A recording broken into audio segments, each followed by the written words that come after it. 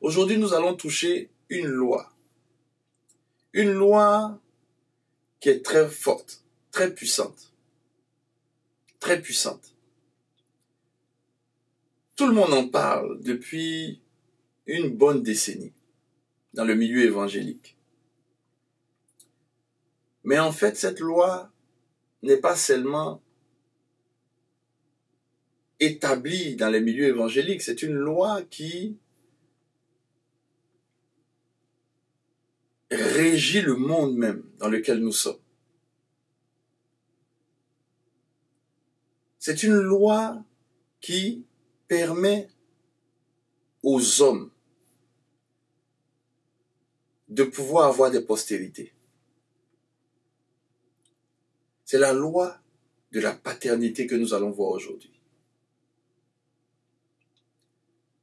Et je vais prendre le temps de t'expliquer certaines vérités spirituelles. Des vérités très profondes. Mais je sais que le Seigneur va nous aider à les comprendre. En tout cas, je lui fais confiance. Il va nous aider à les comprendre. Parce que ça va nous délivrer, ça va nous aider. Et ça va nous donner de voir les choses avec un meilleur angle de vue. Vous savez, la paternité, lorsque Dieu a créé le monde, le premier homme que Dieu a déposé sur terre, c'était Adam. Que Dieu a placé sur terre, c'était Adam. Il a placé Adam avec la capacité, le potentiel d'être un père. Il a commencé par Adam. C'est pour cela, lorsque vous lisez plus loin, lorsqu'il parle de l'iniquité qui va de génération en génération, lorsqu'il parle de malédiction qui vont de génération en génération, Dieu parle du Père. Il dit c'est l'iniquité du Père. Parce que c'est avec le Père qu'il a commencé. Dieu ne peut pas commencer avec quelqu'un s'il ne donne pas à cette personne la capacité ou il ne met pas dans cette personne les éléments nécessaires pour se multiplier. Alors la Bible nous dit que dans les reins de nos pères, nous étions déjà. En prenant l'exemple d'Abraham. Et Dieu a dit que depuis que Abraham a donné à Melchisédek sa dîme à Melchisédek, Lévi était déjà dans ses reins. Ça veut dire que les pères ont dans leurs reins, en eux, les générations futures. C'est pour cela toute action des pères réjaillit sur les générations futures. Et cette loi de la paternité que nous allons voir aujourd'hui, j'ai compris au fur et à mesure que j'ai commencé à étudier cette loi depuis des années, j'ai compris exactement le pourquoi, l'une des raisons majeures de la venue de Jésus sur cette terre. L'une des raisons majeures.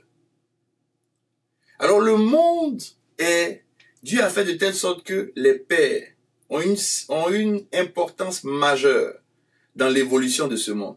Aujourd'hui, vous voyez des drames dans les familles, c'est souvent l'iniquité des pères qui les ont produits. Vous voyez des choses arriver à des gens, c'est des choix que des pères ont fait qui sont arrivés sur des familles.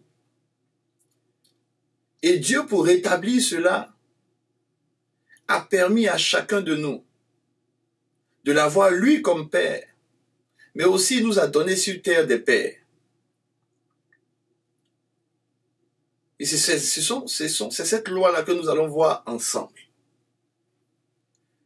Elle a commencé à mon niveau, j'ai commencé à voir, à étudier, à analyser, à chercher cette loi lorsque je suis tombé sur des passages qui m'ont beaucoup intrigué, qui m'ont énormément intrigué. Déjà, l'importance des pères va se trouver en Nombre 1, verset 20.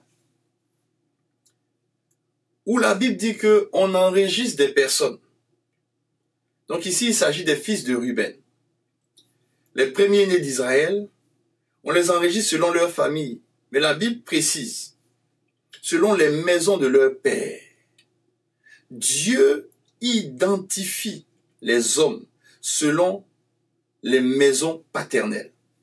L'identification de Dieu se fait en fonction des maisons paternelles. Toi qui me suis, Dieu t'identifie en fonction de ta maison paternelle, même si tu ne connais pas tes parents, ton père.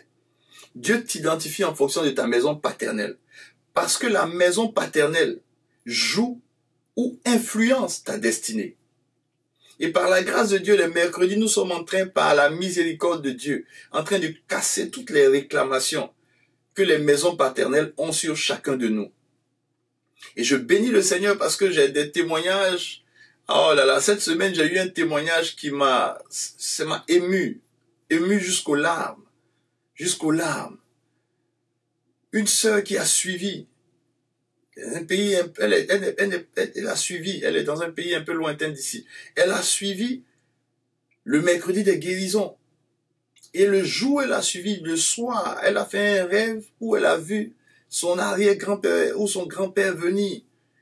Et elle a déclaré que la miséricorde de Dieu est sur elle. Et il a disparu. Et elle a commencé à voir des délivrances qui se passent dans sa vie. Ça m'a tellement ému, j'ai dit, Seigneur, ton objectif, Jésus, c'est de délivrer. Alors ici, en Nombre 1, il nous explique comment son système d'identification est mis en place. Dieu identifie toujours les hommes selon les maisons paternelles. Selon les maisons paternelles. Mais ça, c'est le passage qui m'a intrigué. C'est deux passages qui m'ont intrigué. Ça, je te donne ce passage pour que tu comprennes pourquoi et tu comprennes l'importance de cette loi de la paternité que nous allons voir. Et nous allons voir la notion de la paternité de façon générale dans la Bible, pas de façon exhaustive, parce que le temps ne va pas nous le permettre. Et même si le temps même nous le permet, on ne peut pas le voir de façon exhaustive, parce que des personnes peuvent aussi sortir des aspects que nous ne pouvons pas sortir. Mais nous allons toucher des éléments qui sont très importants, qui vont te permettre au moins d'avoir une base. Et de ne pas être conduit à tout vent de doctrine, mais d'avoir une base. Et lorsque tu appelles quelqu'un père, papa, tu le fais sur une base scripturale, c'est-à-dire sur la base de l'écriture. Alors, Nombre 1, verset 20 nous le dit. Et c'est le système de Dieu d'identification. Il identifie toujours les hommes sur terre par les maisons paternelles. Et même quand vous voyez les généalogies, c'est toujours par les pères. Il identifie toujours les hommes par le Père. Et Dieu lui-même, il est le Père céleste. Maintenant, les passages qui m'ont intrigué et qui m'ont permis de pousser encore plus loin ces recherches sur la paternité, c'est un passage de Jésus-Christ. Le premier passage. Et vous connaissez certainement ce passage en Matthieu 23, versets 8 à 10, où Jésus prend la parole. Et Jésus nous dit des choses qui sont fortes de sens.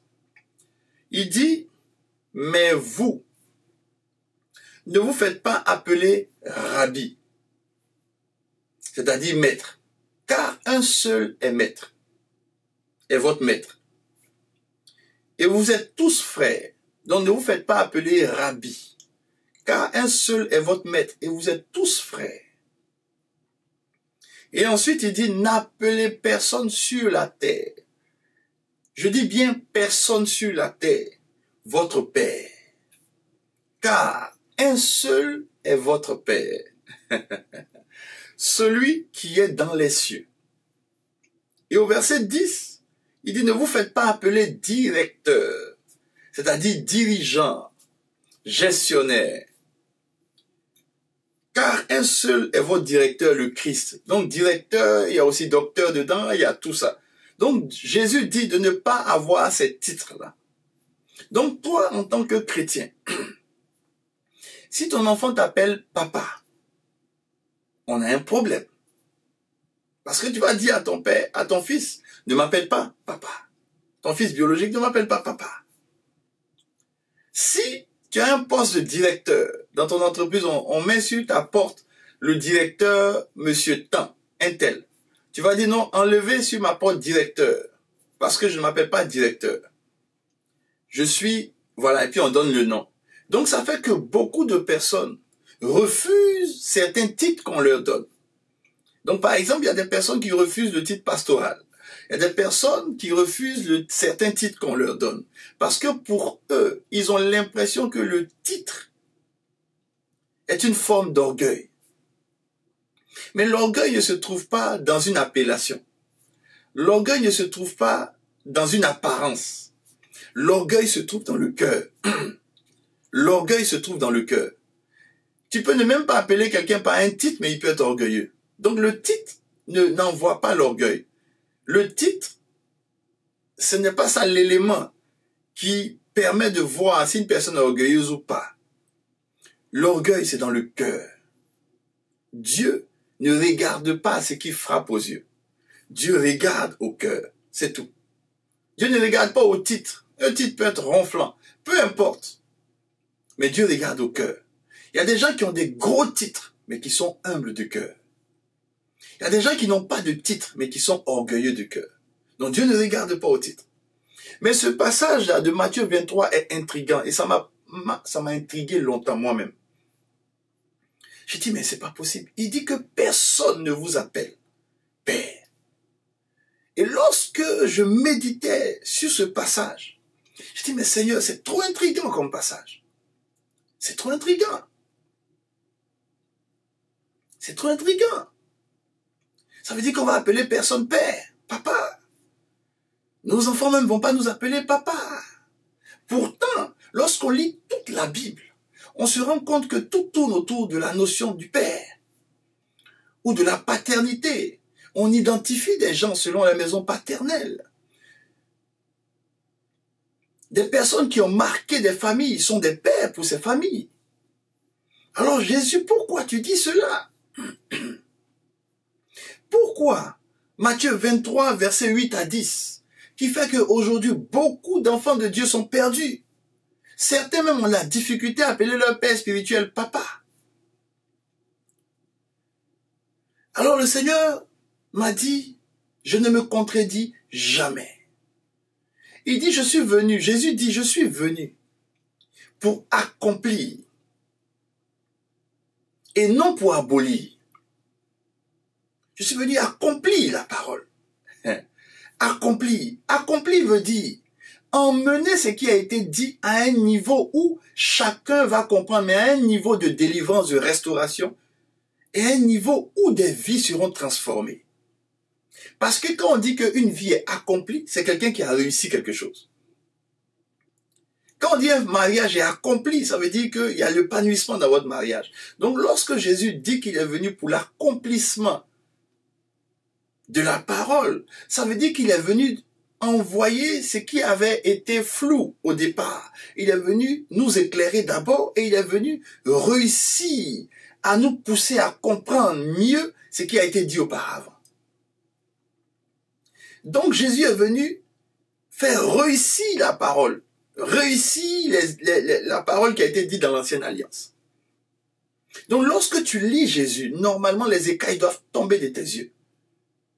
Mais les écailles qui tombent de tes yeux, c'est aussi une transformation radicale de ton cœur et de ta manière de voir. Et le Seigneur me dit, quand j'étais en train de méditer ça, je dis, Seigneur, je ne comprends pas, c'est compliqué. Il dit, je ne suis pas venu détruire la notion de Père. Je suis venu restaurer la notion de Père, mais pas à la manière des hommes, mais à ma manière à moi. Je dis, mais comment ça, Seigneur? Et il me ramène dans un deuxième passage, qui a été pour moi aussi un passage intriguant. Mais les deux passages se rejoignent. C'est dans le livre de Malachie, c'est le dernier chapitre de Malachie, et c'est le dernier verset de Malachie qui annonce la venue de Jésus. Malachie 4, verset 6, qui annonce la venue de Jésus. Et regardez comment la venue de Jésus est annoncée. La Bible dit que lorsqu'il va venir, c'est-à-dire Jésus, qui est appelé aussi Élie, lorsqu'il va venir, il va ramener le cœur des pères à leurs enfants et le cœur des enfants à leurs pères. Ça m'a encore plus intrigué. Parce que en Matthieu 23, il dit, ne vous faites jamais appeler père. Vous avez un seul père, c'est le Père céleste. Mais ici, on dit que Jésus vient sur terre. Et il va permettre au cœur des pères, pas le cœur du Père céleste, mais le cœur des pères sur terre, d'être ramenés vers leurs enfants et le cœur des enfants d'être ramenés vers leur père. Ça veut dire que la venue de Jésus, c'est pas d'envoyer le cœur des hommes vers Dieu, mais c'est d'envoyer le cœur des hommes vers les hommes. Alors là, ça m'a encore plus intrigué. J'ai encore été plus intrigué. J'ai dit, mais Seigneur, je ne comprends pas, qu'est-ce qui se passe? En Matthieu 23, tu dis une chose. En Malachie, on nous dit que quand tu vas venir, tu vas plutôt emmener le cœur des enfants vers leur père. Tu vas rétablir cela. Et c'est parce que tu vas rétablir cela, Malachie 4:6 nous dit encore que si tu ne rétablis pas cela, le pays risque d'être frappé d'interdit. Ça veut dire nos pays, nos villes, nos foyers, nos maisons risquent d'être frappés d'interdit parce que le cœur des pères sera éloigné de leurs enfants et le cœur des enfants sera éloigné de leur père. Ça veut dire que tu es venu restaurer la relation père et fils et fille. La relation enfant et père. Mais pour restaurer cette relation, tu t'es appuyé sur Matthieu 23. Alors mes yeux se sont ouverts. Et Dieu te me dit, n'ai-je pas dit dans ma parole que comment pouvez-vous aimer Dieu que vous ne voyez pas et ne pas aimer des hommes que vous voyez? En d'autres termes, la venue de Jésus, tout le temps où Jésus est venu nous parler du Père, de la relation qu'il existe entre lui et le Père, Jésus est venu à partir de cela, rétablir la véritable relation qu'il existe entre des pères et leurs fils. Alors j'ai dit, gloire à Jésus. C'est ce qui me manquait.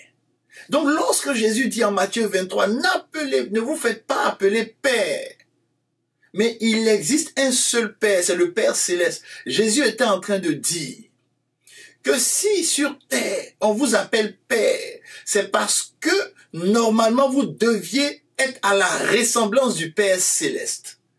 Alors le Saint-Esprit a ouvert mes yeux pour dire, le véritable Père, c'est celui qui imite Dieu le Père.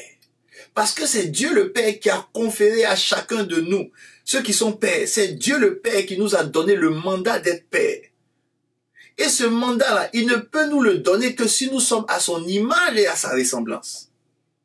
C'est pour cela qu'il dit, Jésus dit, et le Seigneur m'a dit que le Matthieu 23, c'est la plus grande thérapie qui puisse exister au monde. La plus grande thérapie. Pour dire à quelqu'un que si ton père a échoué, c'est parce qu'il n'a pas imité le Père céleste. C'est tout. Si ton père a échoué, ne t'en veux pas. Ne lui en veux pas. Mais il n'a pas imité le Père céleste. La norme, l'étalon, ce n'est pas ton père, mais c'est le Père qui l'a mandaté pour le représenter sur terre. Ça veut dire que nous qui sommes des pères sur terre, nous sommes là pour représenter le Père céleste auprès de nos enfants. De telle sorte que lorsque leur cœur se tourne vers nous, en ce moment leur cœur peut se tourner facilement vers Dieu. Ça veut dire que chaque père a la responsabilité d'envoyer ses enfants à aimer Dieu. Mais comment on peut aimer Dieu qu'on ne voit pas si on voit un représentant de Dieu qui est un père physique? Donc Dieu nous a donné, c'est une lourde tâche, les amis. En tant que père, que tu sois père spirituel, que tu sois père physique, biologique, peu peu importe le père que tu es, et je vais t'expliquer la notion du père. On va aller dans les détails, dans la notion du père, pour que tu puisses comprendre exactement la responsabilité que tu as en tant que père, si tu es père, la responsabilité que tu as en tant que fils, si tu es fils ou fille. Donc Matthieu, le Seigneur me dit que Matthieu 23 et Malachie 4, en fait, ce sont deux passages complémentaires. C'est pas des passages isolés. Pas du tout. Et il a ouvert mes yeux pour me permettre de comprendre que dans la parole de Dieu, il n'y a rien d'anodin. Lorsque Dieu dit une chose, ce n'est pas un hasard. Dieu n'est pas un Dieu de hasard. Dieu ne se trompe pas. S'il y a une virgule qui semble être une contradiction à quelque chose, sois tranquille. Demande au Saint-Esprit. Et le Saint-Esprit va faire tomber les écailles de tes yeux. Et le Saint-Esprit, en questionnant le Seigneur et en comptant que sur le Seigneur, ne va pas chercher 50 000 choses. Compte sur le Seigneur. La Bible s'explique par la Bible. Les deux passages sont complémentaires. Alors, ça m'a permis de comprendre, waouh, que les deux passages sont complémentaires. Il dit, ne vous faites pas appeler Père. Ne vous faites pas appeler Père. Donc, il s'adresse au Père. Quand tu prends Matthieu 23, il s'adresse au Père. Matthieu 23, il s'adresse au Père. Oh Jésus, il s'adresse au Père. Matthieu 23, verset 8, il dit, n'appelez personne sur la terre, votre Père. N'appelez personne sur la terre, votre Père. Car un seul est votre Père, celui qui est dans les cieux. Donc, lorsque tu regardes un Père terrestre, il est le représentant de celui qui est dans les cieux. Il est le représentant du Père invisible. Donc, il doit fonctionner comme le Père invisible. Il doit manifester le caractère du Père. C'est lorsqu'il manifeste le caractère du Père, en ce moment, la relation entre Père et enfant est rétablie. Et tout le parcours de Jésus, il n'a fait que parler du Père. Il n'a fait que parler de sa relation à lui et le Père.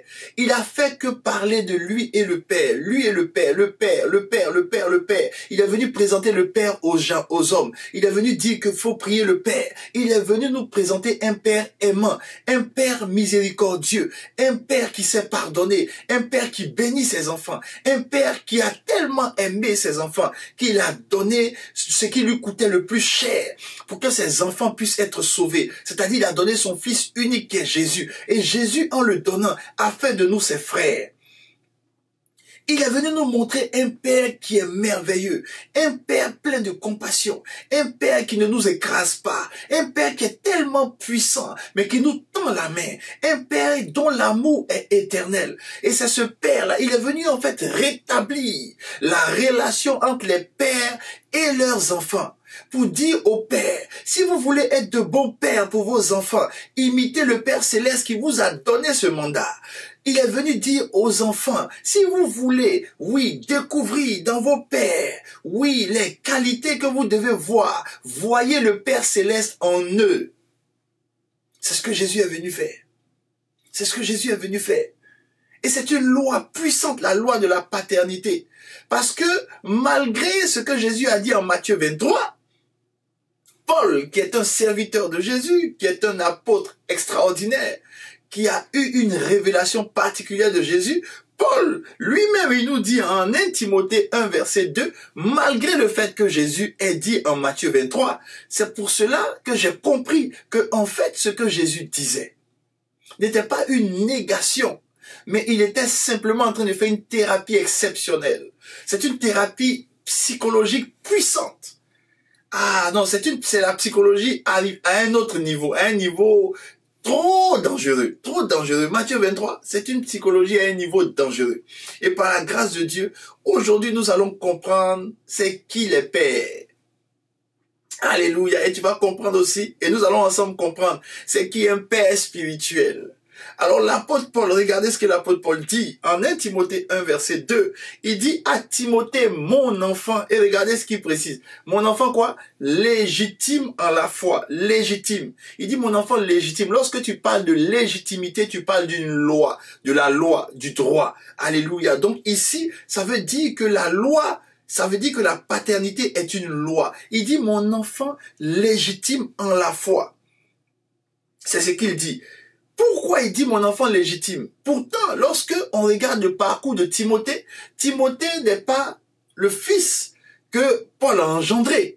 Lorsque tu prends avec moi Acte 16, versets 1 à 3, Timothée n'est pas le fils que Paul a engendré. La Bible dit qu'il se rendit ensuite à Derbe et à Lystre, et voici, il y avait là un disciple nommé Timothée, fils d'une femme juive, fidèle et d'un père grec.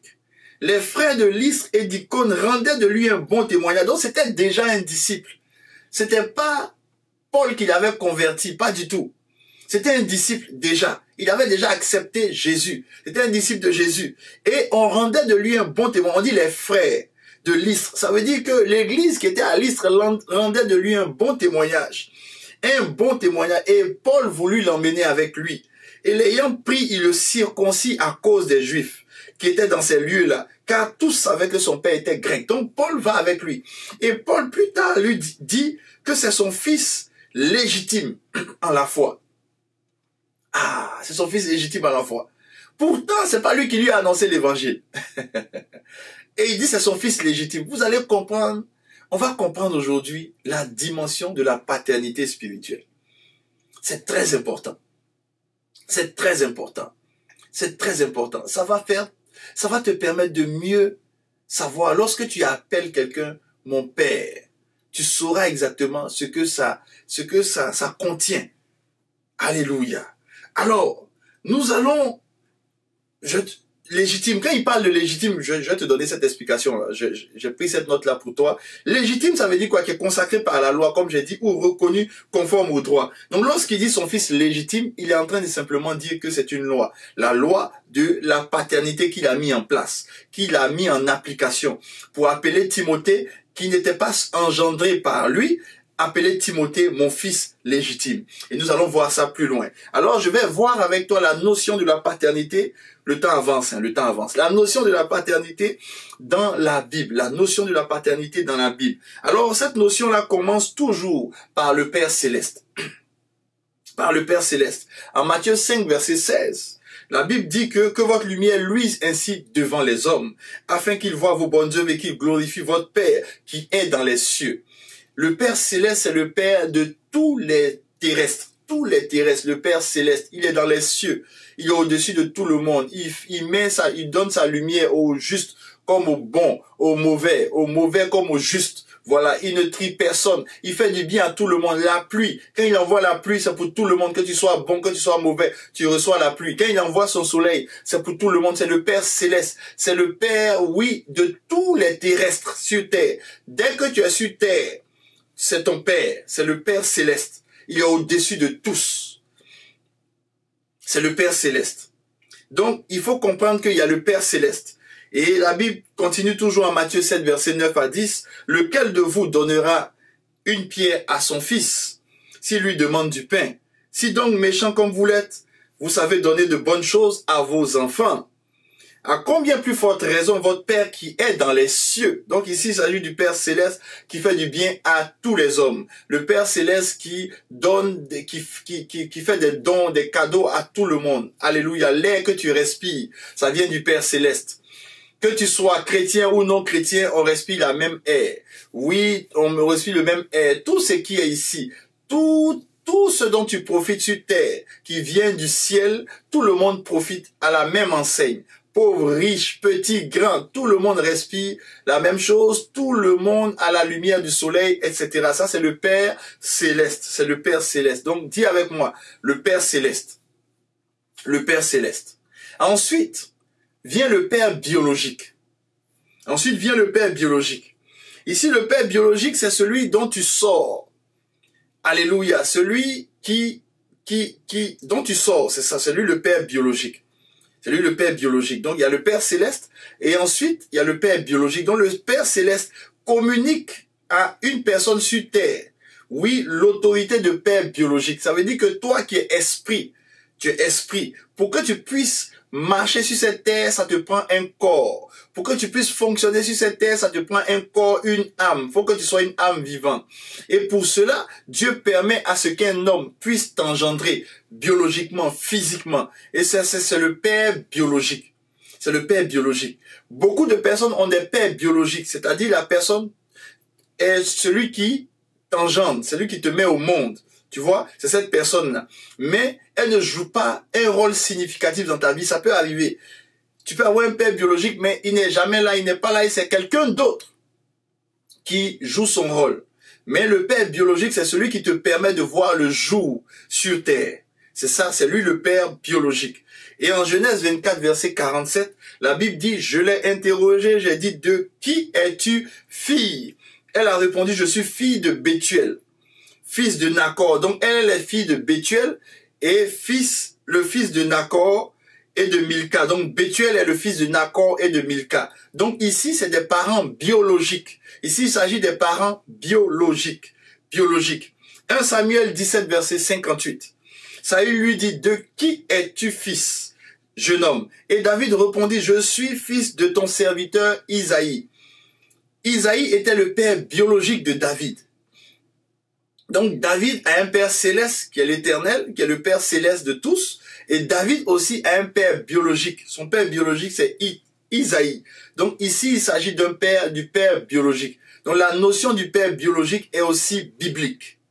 Ensuite, une autre notion, la troisième notion, c'est la notion du père d'une lignée familiale. Ce n'est plus le père biologique direct, mais c'est le père d'une lignée familiale.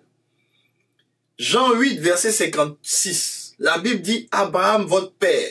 C'est Jésus qui parle, il dit « Abraham, votre père ». Il parle à des gens et il dit « Abraham, votre père ». Pourtant, Abraham n'est pas leur père, il est leur arrière-arrière-grand-père. Mais il dit Abraham leur père. C'est pour dire quoi? C'est pour dire que dans le domaine spirituel, il n'y a pas de grands-parents. Il y a des pères.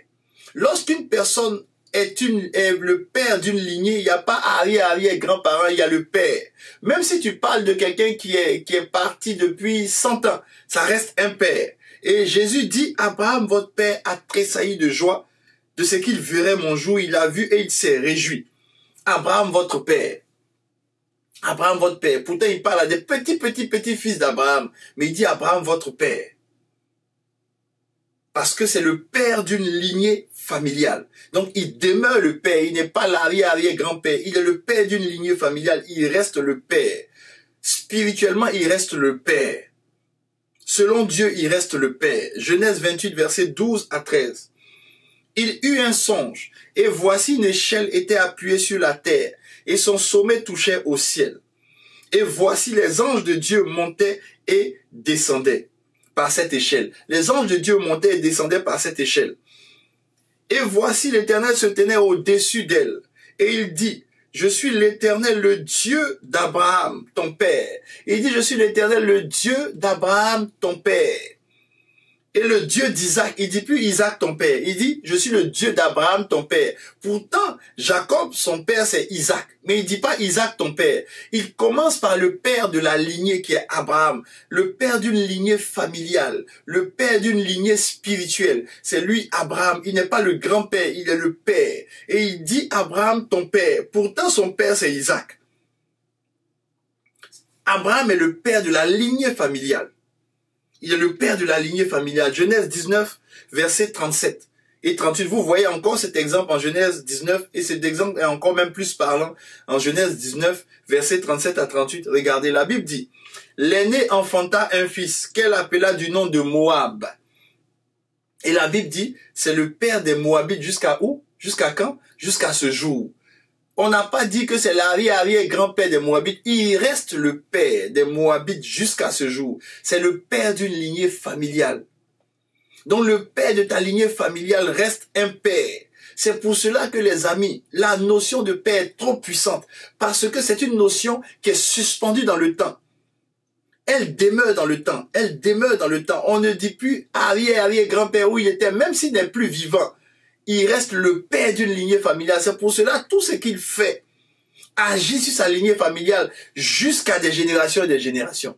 Donc le père d'une lignée familiale reste le père de la lignée familiale. Ici, on dit c'est le père des Moabites jusqu'à ce jour.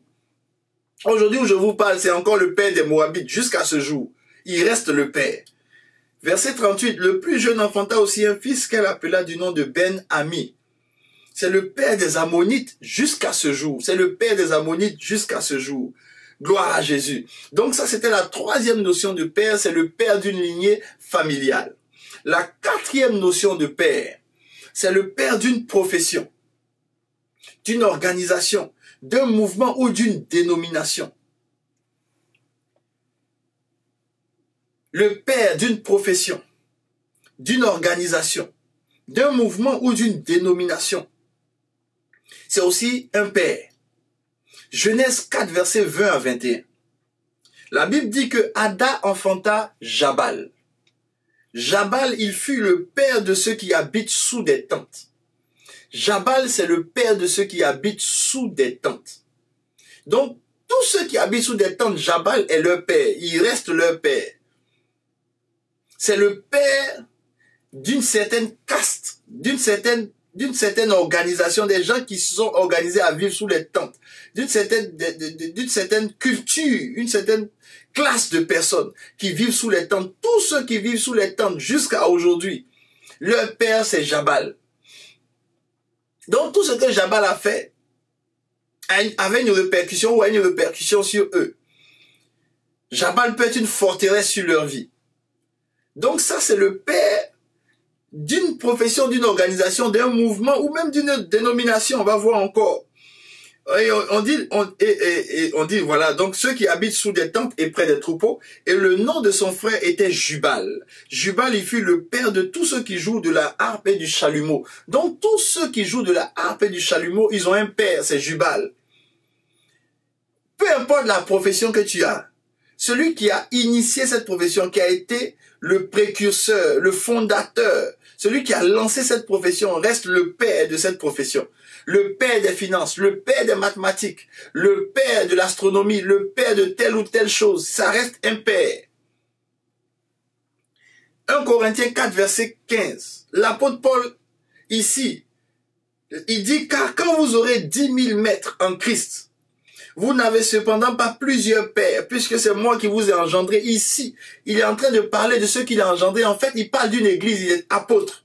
Il est apôtre et il a engendré l'église de Corinthe. Donc il dit, même si vous avez des maîtres dans l'église, le père, celui qui a engendré l'église, celui à qui Dieu a donné la vision apostolique de cette église, demeure le père de la maison des Corinthiens. Et c'est l'apôtre Paul. C'est l'apôtre Paul qui demeure le père. Donc vous pouvez avoir le père d'une profession, le père de la finance demeure le père de la finance, même si après il y a des experts financiers, ils sont des maîtres dans le domaine, mais il y a un père qui a initié la chose, c'est lui qui est le père fondateur de la chose, le père qui a initié l'organisation, le père qui a initié le mouvement, le père qui a initié la profession, le père qui a initié la dénomination. Ici, l'apôtre Paul a initié l'église de Corinthe. Il reste le père. Même s'il se succède des maîtres, il reste le père. Vase d'honneur a été initié. La vision, Dieu l'a donnée au pasteur Sanogo. Il reste le père de vase d'honneur. Il reste le père de message de vie.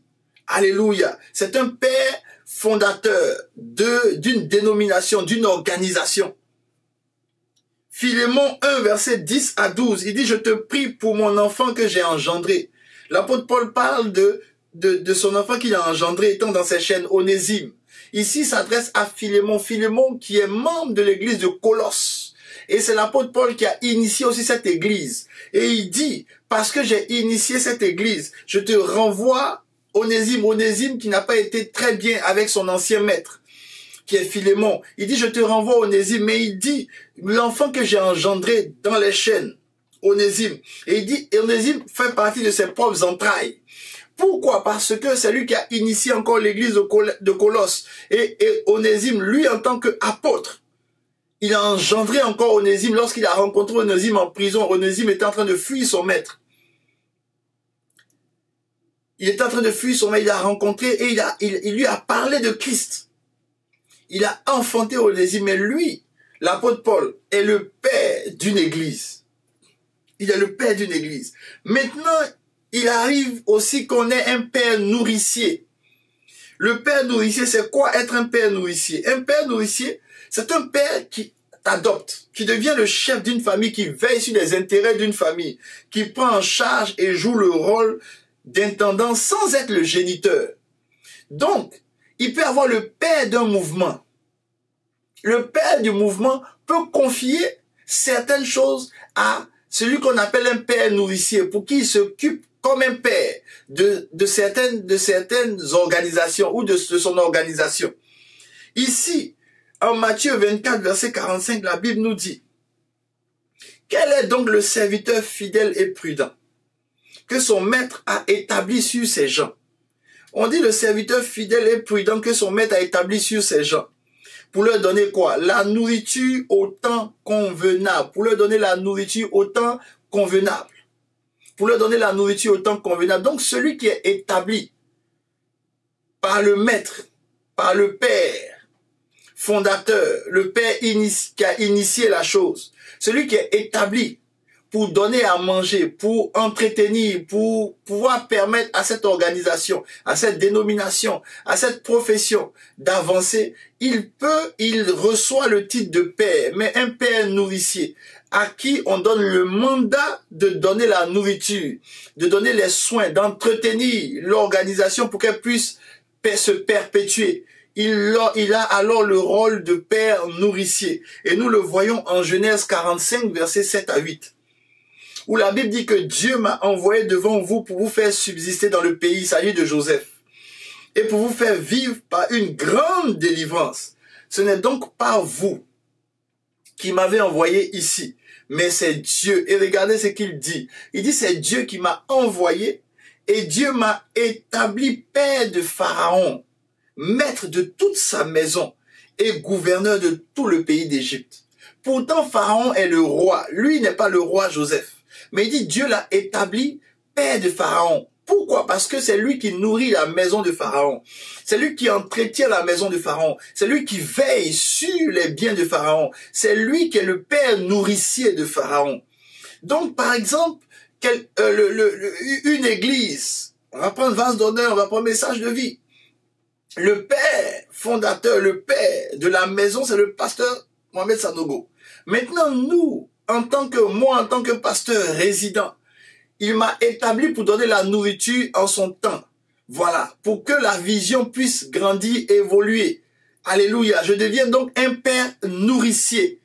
Alléluia. Donc le père nourricier est établi par l'autorité supérieure, par le père supérieur, pour pouvoir prendre soin, pour pouvoir entretenir, pour pouvoir permettre à l'organisation, à la dénomination, au mouvement ou à la profession de pouvoir évoluer et se perpétuer dans le temps. Alléluia, c'est celui-là, le père nourricier. Le père, c'est aussi un père, mais un père nourricier. Alléluia. Il y a aussi le père d'âge. Le père d'âge. 1 Timothée 5, verset 1, la Bible dit « Ne réprimande pas rudement le vieillard, mais exhorte-le comme un père. » Les vieillards, ceux qui sont plus âgés que toi, sont aussi des pères, sont aussi des pères. Donc il y a le père céleste, il y a le père biologique, il y a le père d'une profession, alléluia, il y a le père d'une profession, il y a le père d'une organisation, il y a le père d'une lignée familiale, il y a aussi le père d'âge, alléluia, il y a le père nourricier. Le père d'âge, c'est celui qui, en fonction de son âge, est aussi un père. Donc si tu appelles quelqu'un qui est âgé papa, tu n'as pas péché, tu ne t'es pas trompé, c'est aussi un père à cause de son âge. Alléluia. Maintenant, il y a le Père Esprit. Le Père Esprit. Jean 4, verset 24. Le Père Esprit. La Bible dit que Dieu est esprit. Il faut que ceux qui l'adorent en esprit et en vérité. Dieu est esprit. C'est pour cela que la Bible nous dit encore en Romains 8, verset 14 à 15, tous ceux qui sont conduits par l'Esprit de Dieu sont fils de Dieu. Donc il y a la dimension du Père Céleste qui fait du bien à tout le monde. Mais il y a la dimension aussi du Père Esprit. Le Père Céleste, c'est le Père. C'est la Trinité, on est dans la Trinité. Il y a le Père, il y a l'Esprit et il y a le Fils. Où il y a le Père, le Fils et l'Esprit. Donc le Père, c'est lui le Père céleste, qui fait du bien à tout le monde. C'est lui qui est le Père des pères biologiques, des pères de lignée, des pères de profession, de mouvement, des pères d'âge, des pères nourriciers. Ça, c'est le Père céleste. Mais il y a une autre dimension de Père, qui est la dimension de l'Esprit. Donc, on a quitté le Père, on est maintenant le Père Esprit, le Saint-Esprit. Donc, le Père Esprit, c'est la dimension de la paternité, mais dans l'esprit, spirituellement. La dimension de la paternité spirituellement. C'est plus une paternité de profession. C'est plus une paternité biologique. C'est plus une paternité de lignée. C'est plus une paternité nourricière. C'est plus une paternité d'âge. Mais si maintenant c'est la paternité esprit, le Père Esprit. Et la Bible dit que Dieu est esprit. Et celui qui est conduit en Romains 8, 14, 15, celui qui est conduit par l'Esprit de Dieu est fils de Dieu. Donc celui qui a l'Esprit de Dieu et qui est conduit par l'Esprit de Dieu est fils de Dieu. Pourquoi? Parce que le Saint-Esprit devient l'esprit d'adoption. Parce que dans le spirituel, c'est l'adoption. Tu deviens fils adoptif de Dieu par son esprit. Parce que son esprit te conduit, tu deviens son fils. C'est pour cela qu'en Exode 4, versets 22 à 23, Dieu lui-même, il prend un peuple. Et un peuple qui va conduire par son esprit. Il fait sortir son peuple de l'esclavage, du péché. Comme toi, il t'a fait sortir de l'esclavage du péché. Tu es devenu son enfant par le Saint-Esprit. Tu es né de nouveau.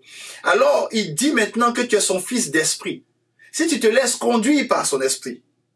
Il prend Israël, il le fait sortir de l'Égypte. Et en Exode 4, verset 22, il dit, Israël est mon fils, mon aîné, mon premier-né. Il dit, laisse aller mon fils pour qu'il me serve. Dieu dit que Israël est son fils. Il n'est plus le Père céleste, mais il devient le Père esprit. C'est son fils. Il a engendré son fils. Son fils est conduit par son esprit. Son fils doit le servir. Or, le Père céleste, il donne sa lumière, sa bonté à tout le monde. Ceux qui le servent, ceux qui ne le servent pas, c'est pas grave. Mais le Père esprit, tu dois le servir, tu es à son service. Tu dois lui ressembler. Jean 8, verset 44, c'est pour cela que comme Dieu est esprit, il a aussi des fils et des filles. Le diable aussi est esprit, il a aussi des fils et des filles. Vous avez pour père le diable, Jean 8, 44. Et vous voulez accomplir les désirs de votre père. Donc le diable aussi peut être père des gens. Mais ça, c'est le Père esprit. Le diable est un esprit. Il est aussi le père des gens. Et regardez ce qu'il dit. Il dit, il a été meurtrier dès le commencement. Il ne se tient pas dans la vérité. Parce qu'il n'y a pas de vérité en lui. Lorsqu'il profère le mensonge, il parle de son propre fond. Car il est menteur et le père du mensonge. Donc, tous ceux qui sont dans le mensonge, qui aiment vivre dans le mensonge, qui fonctionnent dans le mensonge, ils accomplissent les désirs de leur père, qui est le père du mensonge. Donc, comme c'est un esprit, l'esprit les domine, l'esprit les contrôle. Ils sont conduits par l'esprit du mensonge. Ils deviennent automatiquement les fils de l'esprit qui les conduit. C'est pour cela que la Bible dit en Nombre 16, verset 22, ô Dieu, le Dieu des esprits de toute chair. On dit Dieu est le Dieu des esprits de toute chair. Mais il n'est pas le Père des esprits de toute chair. Il est le Dieu des esprits de toute chair. Ça veut dire que toute chair, peu importe l'esprit que la personne a, que ce soit un esprit de révolte, peu importe l'esprit que tu as, Dieu est au-dessus de tout. Dieu va juger toute chair. Mais le Père,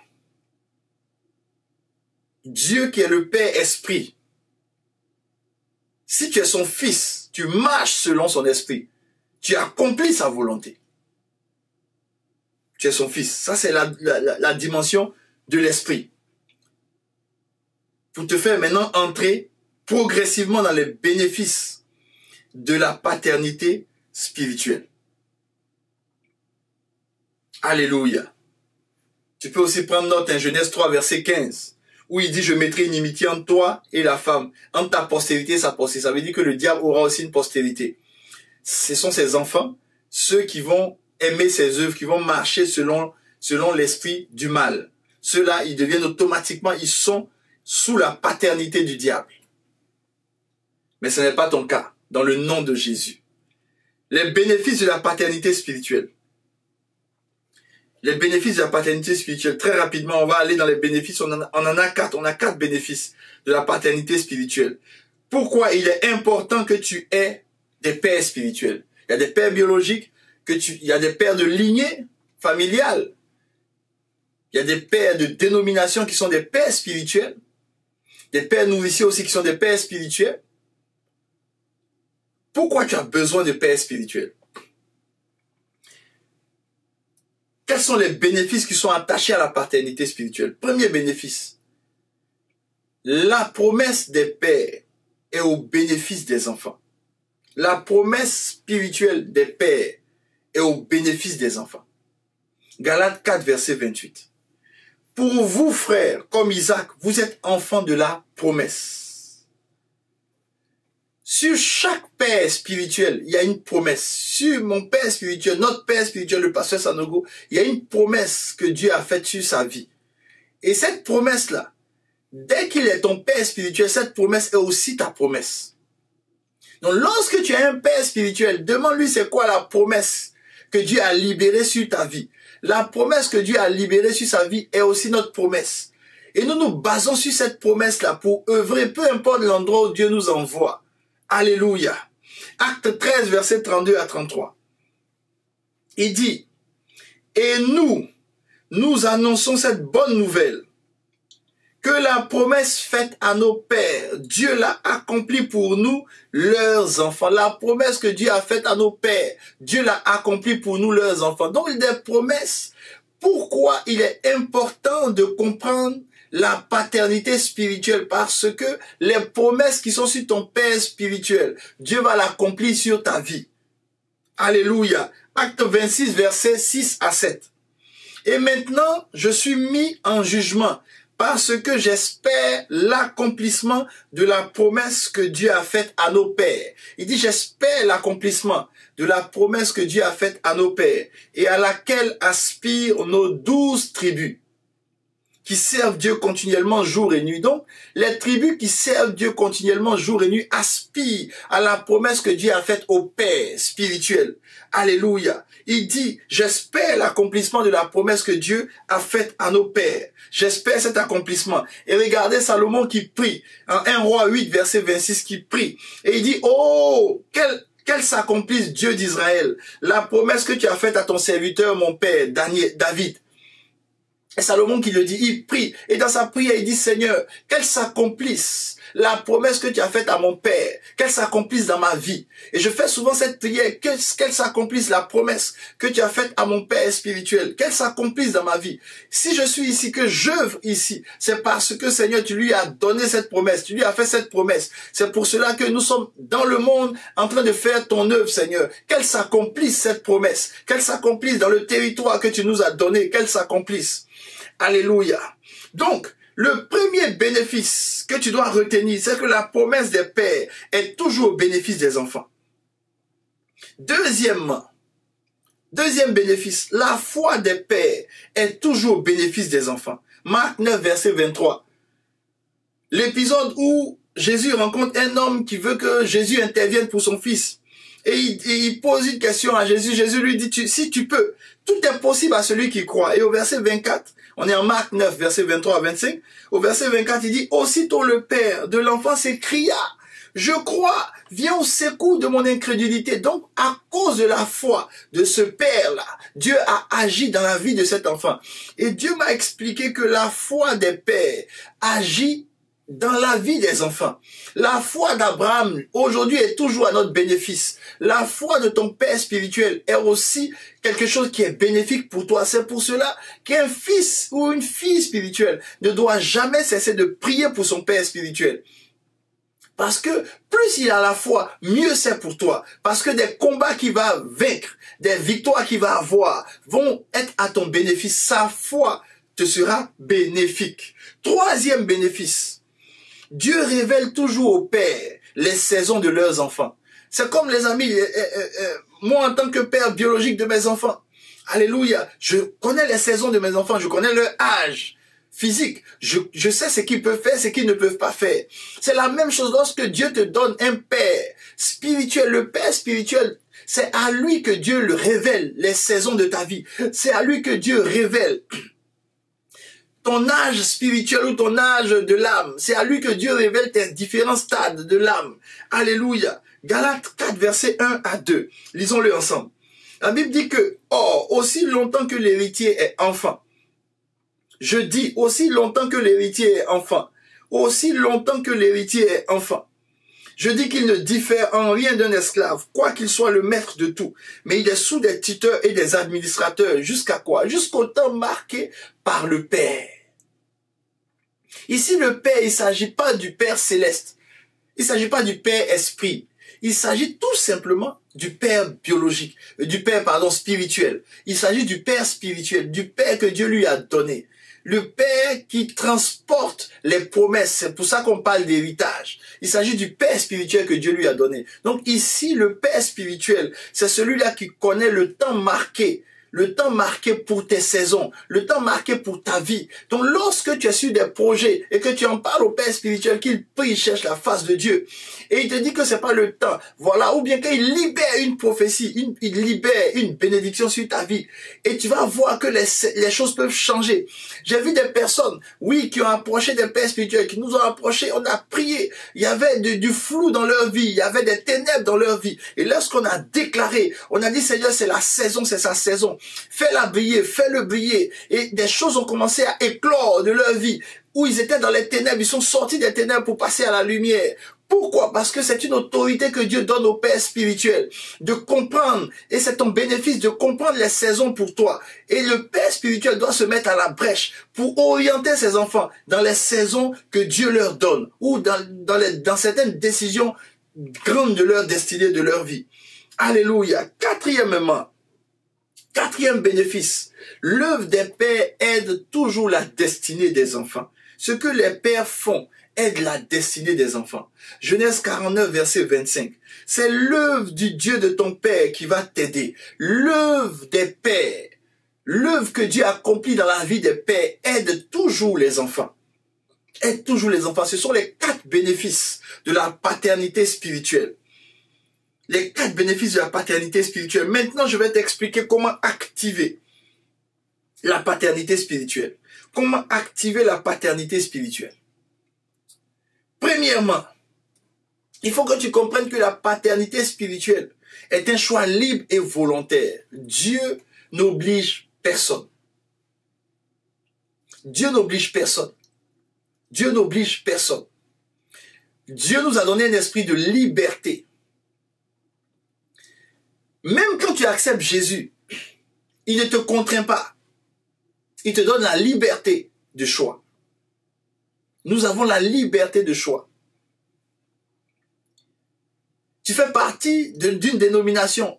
Le père de la maison est ton père. Mais tu as le choix de l'accepter ou de ne pas l'accepter. Si tu l'acceptes, ça va être encore plus facilitant pour toi.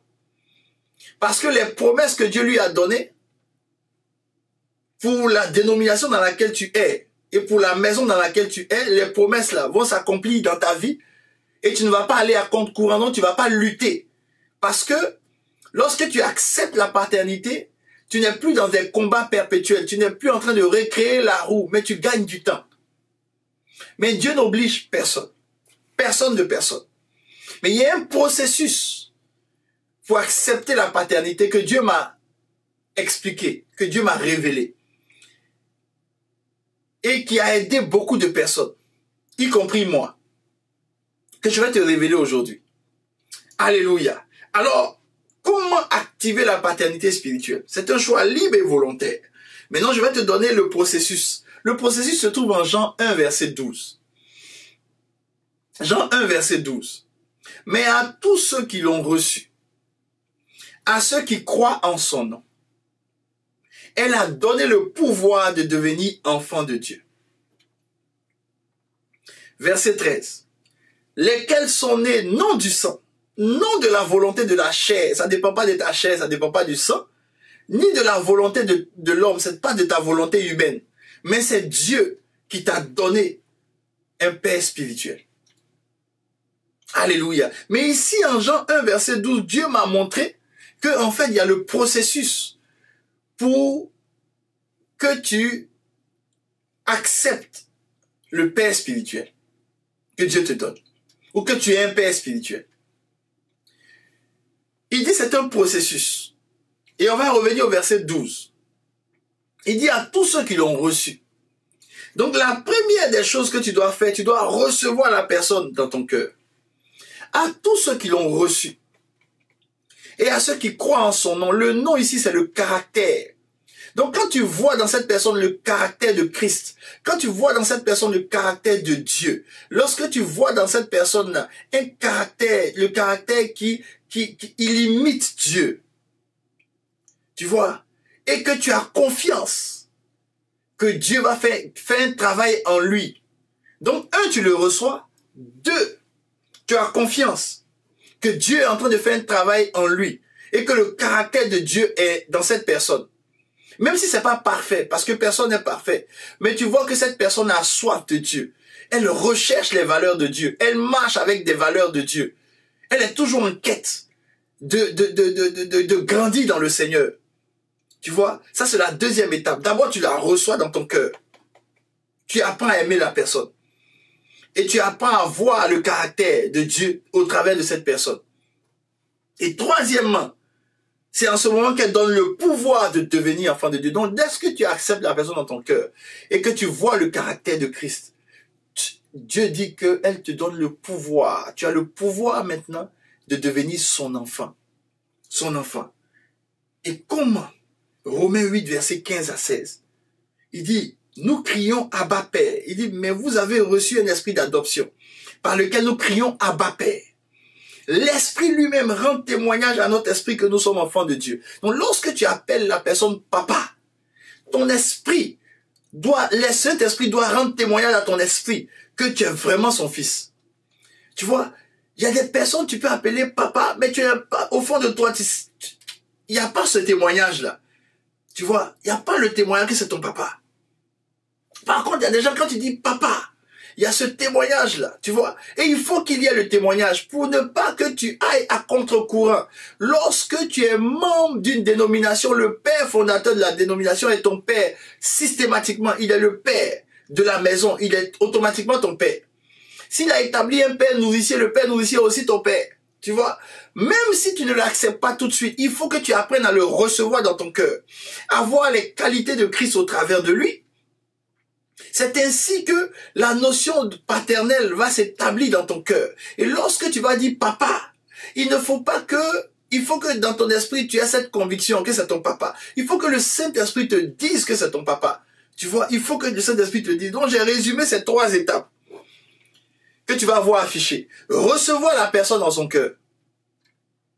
Le nom étant le caractère en Christ que tu vois, il faut avoir confiance que Dieu agit dans sa vie. Et que le caractère de Christ est visible dans sa vie et se manifeste dans sa vie. Troisièmement, il faut que tu aies le témoignage de l'esprit à ton esprit que c'est ton Père. Alléluia. Activer la paternité spirituelle. Deuxièmement, pour activer encore la paternité spirituelle, un fils et une fille sait que l'histoire ne commence pas par elle ou par lui. L'histoire ne commence pas par toi. La Bible dit en Exode 3, verset 6. Je suis le Dieu de ton père, le Dieu d'Abraham, le Dieu d'Isaac, le Dieu de Jacob. Moïse se cacha le visage. L'histoire ne commence pas par toi. Lorsque tu acceptes la paternité spirituelle, tu comprends que l'histoire ne commence pas par toi. Dieu a d'abord été le Dieu de ton père. Il est le Dieu de ton père. Ça veut dire qu'il y a une relation avec ce père spirituel-là. Tu vois, l'histoire ne commence pas par toi. Donc, lorsque tu rentres dans la paternité spirituelle, tu deviens un fils ou une fille. Tu acceptes que l'histoire ne commence pas par toi. Et tu sais que cette histoire a commencé par le Père que Dieu a établi sur ta vie. Peu importe ton intelligence, peu importe ta dimension d'intimité, de consécration avec Dieu. Sois humble parce que l'histoire ne commence pas par toi. Dieu a d'abord touché une personne qui est devenue un père spirituel pour toi. Troisièmement, pour activer cela, un fils ou une fille s'attache et pratique les œuvres de son père. Tu dois pratiquer les œuvres de ton père spirituel. Tu dois pratiquer les œuvres. Jean 8, verset 38 à 41. Jésus dit, si vous étiez enfant d'Abraham, vous feriez les œuvres d'Abraham. Si vous étiez enfant d'Abraham, vous feriez les œuvres d'Abraham. Mais maintenant, vous cherchez à me faire mourir. Moi qui vous ai dit la vérité que j'ai entendue de Dieu. Cela, Abraham ne l'a point fait. Cela, Abraham ne l'a point fait. Vous faites les œuvres de votre père. Et il lui dit, nous ne sommes pas des enfants illégitimes. Nous avons un seul père. Nous avons un seul Père, Dieu. Ça vous dit rien, enfant légitime ou illégitime? Ça ne vous dit rien? On a lu en 1 Timothée 1, verset 2. Paul dit que Timothée est son enfant légitime. Et ici, lorsque Jésus parle avec ces Juifs-là, il dit que, il est en train de leur dire que si vous étiez enfant d'Abraham, vous allez faire les œuvres d'Abraham. Et il dit, non, nous ne sommes pas des enfants illégitimes. Nous avons un seul Père, Dieu. Un enfant légitime, c'est celui qui fait les œuvres de son père. Un enfant illégitime, c'est celui qui ne fait pas les œuvres de son père. Donc ici, l'apôtre Paul dit que Timothée est son fils légitime en la foi. C'est parce que Timothée fait les œuvres de l'apôtre Paul. Il fait les œuvres de son père. Et c'est un enfant légitime. Un enfant légitime fait toujours les œuvres de son père. Alléluia, Galates 3, 7. La Bible dit, reconnaissez donc, ce sont ceux qui ont la foi, qui sont fils d'Abraham. Ce sont des enfants légitimes. Quand tu as la foi, tu es fils de ton père, Abraham, parce qu'Abraham était un homme de foi. Abraham était un homme de foi. Donc, un enfant fait les œuvres de son père. Il fait les œuvres de son père. Et regardez ce que la Bible nous dit en Matthieu 5, 44, 45, concernant Dieu.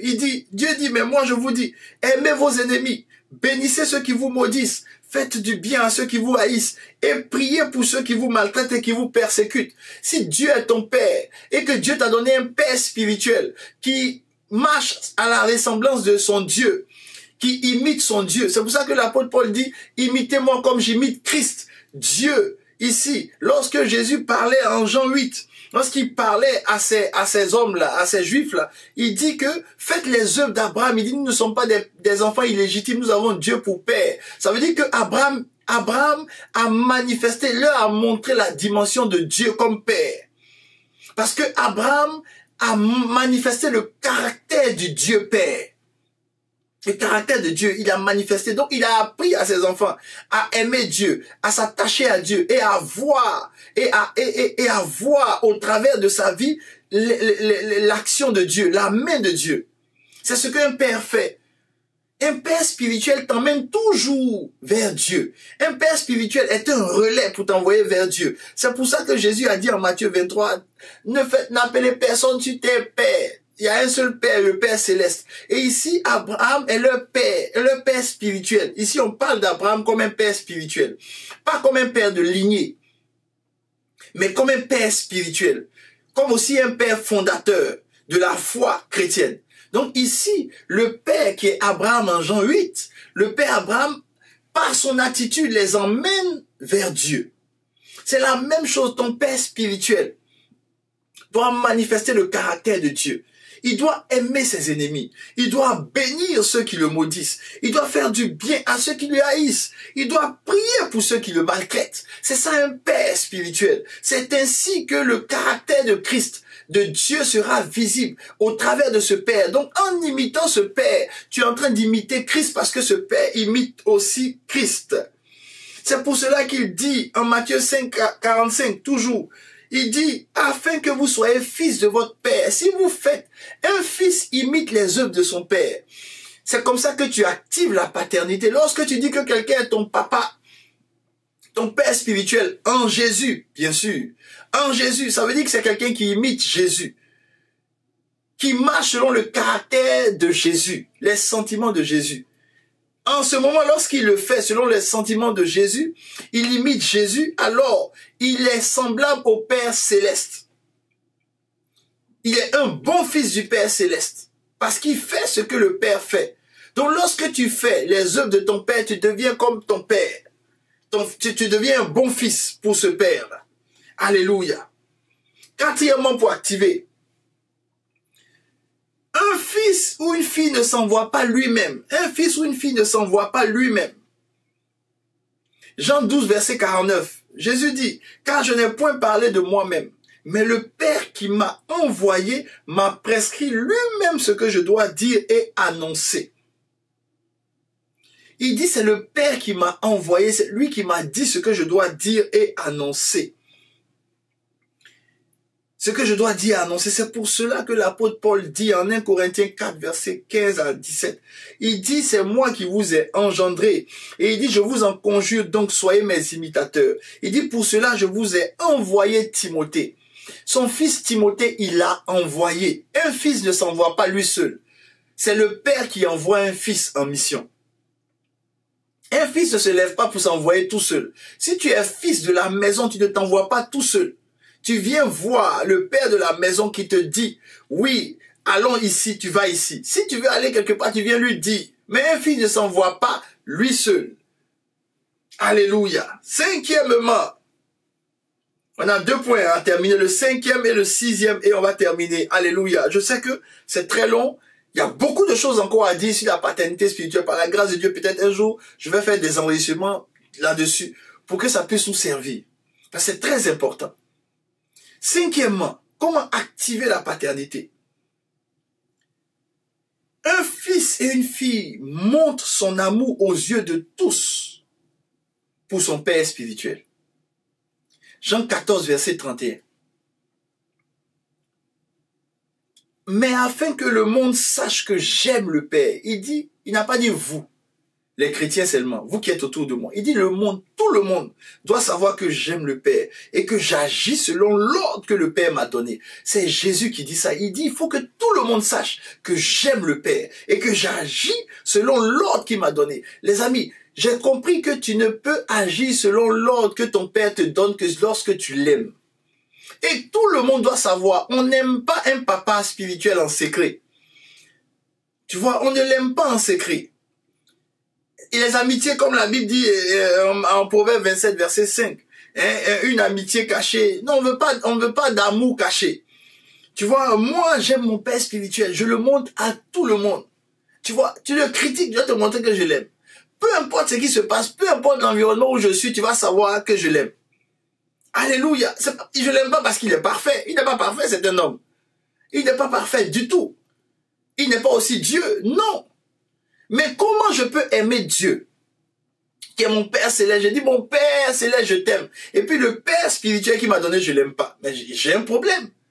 Alors j'ai compris que, en fait, la mesure de ce que tu dis, que tu fais pour Dieu, fais-le aussi pour les hommes. C'est pour ça que Dieu dit que ce que tu veux qu'on fasse pour toi, fais-le pour les hommes. Dieu ne s'exclut pas de cela. Dieu dit que ce que tu veux faire pour lui, fais-le aussi aux hommes. Si tu dis que tu aimes Dieu, aime les hommes que tu vois. Si tu dis que tu te sacrifies pour Dieu, sacrifie-toi aussi pour les hommes. Tu vois? Donc je ne peux pas dire que j'aime mon Père céleste, mon Père esprit, le Saint-Esprit, j'aime le Saint-Esprit, et puis je n'aime pas mon Père spirituel que le Seigneur m'a donné. C'est pas possible. Et tout le monde doit savoir que je l'aime. Tout le monde doit savoir que je l'aime. Et obéir à ses ordres, c'est l'aimer. Obéir, lorsqu'il te dit fais ceci, c'est l'aimer. Lorsqu'il te dit fais comme ça, c'est l'aimer. Lorsqu'il te dit ne fais pas comme ça, ne boude pas. Faut obéir, ça c'est l'amour. Alléluia. Sixièmement, et on va terminer avec ça, on va prier et on va se préparer pour la Sainte Seine. Un fils ou une fille ne doit jamais se croire plus grand que son père. Jamais. Jamais de jamais. Il ne faut même pas que ça te traverse la tête. Même si tu fais de grands exploits, il ne faut pas que ça te traverse la tête. Même si tu as de grandes révélations, il ne faut pas que ça te traverse la tête. Jean 14, verset 28. Vous avez entendu, je vous ai dit, je m'en vais, je reviens vers vous. Si vous m'aimiez, vous vous réjouirez de ce que je vais au Père, car le Père est plus grand que moi.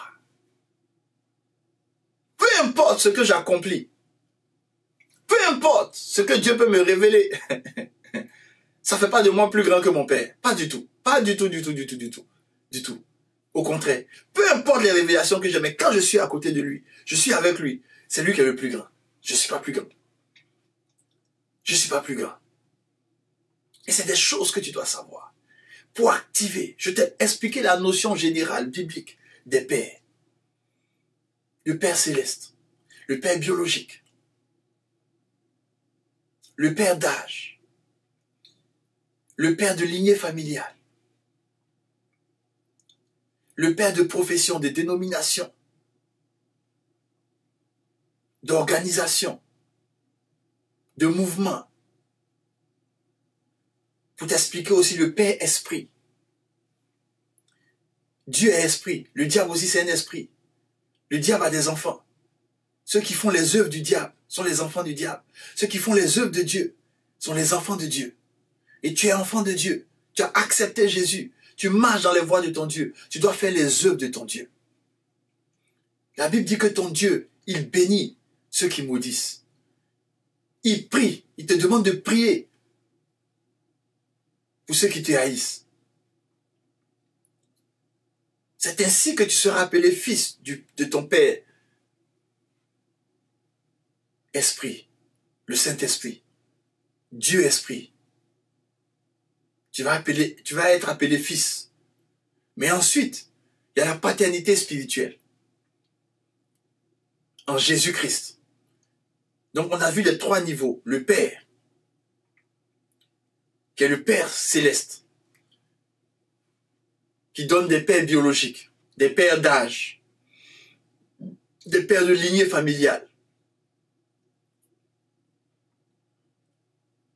des pères d'organisation, de mouvement, de dénomination aussi. On a le Père Esprit. Donc le Père, le Père Esprit. Le Père Esprit, c'est lui qui te donne un Père spirituel en Jésus-Christ. Le Père aussi d'organisation ou de dénomination peut être aussi un Père Esprit parce que vous, dans cette organisation, dans cette dénomination, dans cette église, vous avez le même esprit. Le diable aussi est un Père Esprit. Mais là, on ne s'attarde pas sur lui parce qu'ici, il s'agit du Père Esprit, notre Dieu. Ensuite, la paternité spirituelle en Jésus-Christ, non le Père-Fils. En Jésus-Christ, Dieu nous a donné des pères spirituels. Le Père de l'Église dans laquelle tu es ton Père spirituel. Si cette Église a des démembrements et que ce Père spirituel établit des pères nourriciers, c'est aussi des pères pour toi. Voici, résumer un peu les différents niveaux de paternité. Maintenant, pour activer cela, il faut recevoir dans ton cœur. Dieu est un Dieu de liberté. Tu le reçois dans ton cœur. Tu regardes ce Père-là que Dieu te donne et tu regardes, tu identifies les caractères de Christ en lui. Et tu crois que Christ est en train de travailler en lui. Ça fait de toi un fils.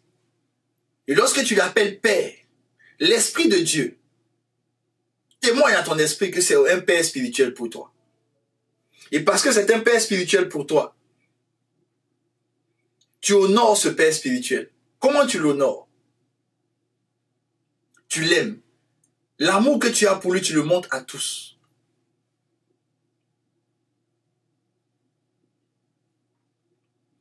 Tu obéis. Tu ne t'envoies pas toi-même. Tu marches dans les pas, tu regardes les œuvres que Dieu accomplit au travers de lui et tu imites ces œuvres-là. Je rends grâce à Dieu pour sa parole. Nous allons sans plus tarder nous préparer à prendre la Sainte Seine. Aujourd'hui, ça a été un peu long, mais c'était très important que tu aies ceci comme base pour te permettre de mieux comprendre la paternité.